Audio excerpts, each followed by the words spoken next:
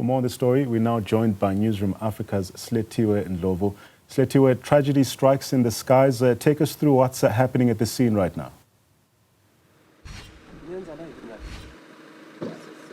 Certainly, tragedy strikes once again. We know, of course, that this is, or rather, these are the two aircrafts that we've seen crash recently in the province of KZN. Of course, you remember that even just a couple of weeks ago, there was another aircraft that crashed in Durban into the ocean. And once again, we are hearing news that even just a couple of hours ago, there's two aircrafts that have now crashed once again. But what we understand from information that we've received, it is stated that there was a mayday call that came into air traffic control, indicating that those two aircrafts had failed to reach their destination. Now, we understand that a search started just a couple of hours ago. At this particular point, I'm not sure if you can see behind me, but the search has been called off for the day. The weather conditions at this particular moment are quite unfavorable, and we understand that that has also caused a delay or has hampered the search. But what we can confirm is that one person or one pilot has unfortunately lost his life, and this is now after sustaining fatal injuries.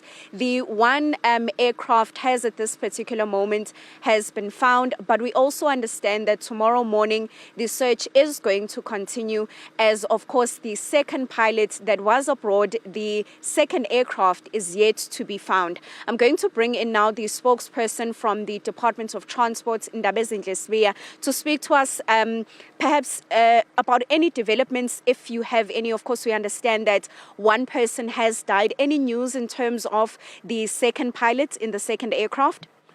Well, unfortunately, as you correctly pointed out, one pilot is late, and we are obviously going to be here tomorrow morning. The MEC for Transport and Human Settlements, Monso Duma, has mandated our highly efficient team from Road Traffic Inspectorate to manage the traffic flow around here. And he has pleaded with motorists to ensure that, they do not interfere with the search and rescue operation that will get underway tomorrow morning. We interacted with SAPS as per the mandate from the MEC, and they informed us that, they were able to locate the aircraft, one aircraft, using the highly sophisticated, cutting-edge technology, the drone. And tomorrow morning they are going to proceed with, the search and rescue operation.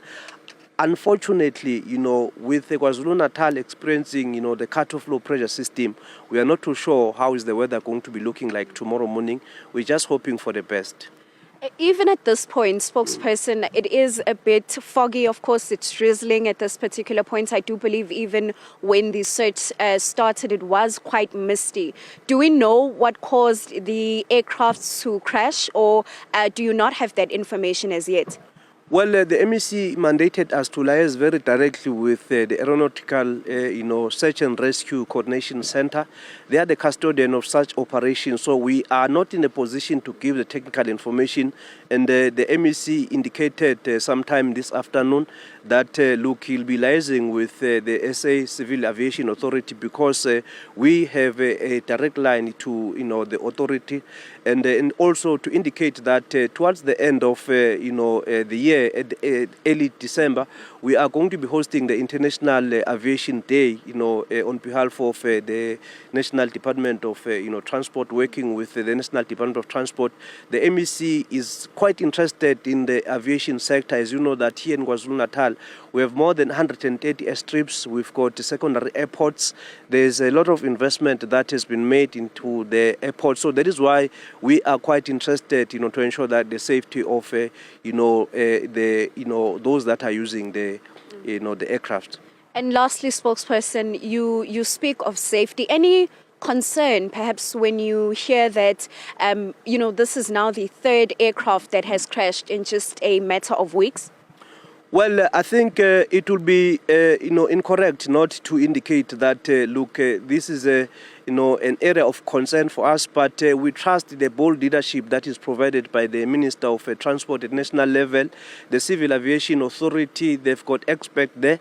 They are correctly placed to ventilate issues moving forward, but we're quite comfortable with how they are managing all these issues moving forward. Here in KwaZulu-Natal, as we indicated, the secondary airports as well as the airstrips that we have, we are looking at having a clear sense of the population, the pilot population, because we've trained quite a number of youngsters over the past years. But as we move forward, we are paying more attention in terms of the skill that we produce in the entire value chain of the aviation industry.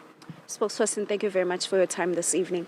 That's Ndlovu there. He is the spokesperson for the Department of Transport.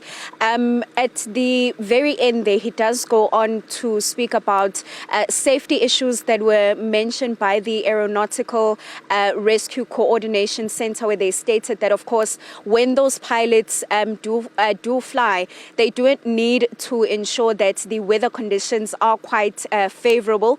At this particular moment, there's no confirmation in terms of whether the weather conditions that we have here today in KZN were part of the reasons why those two aircrafts crashed. Now, we understand that the first aircraft was found in the west of Howick, and that's in the Natal Midlands, but also the second aircraft at this particular moment has not been found, and we understand that the search will continue tomorrow morning as early as 6 a.m.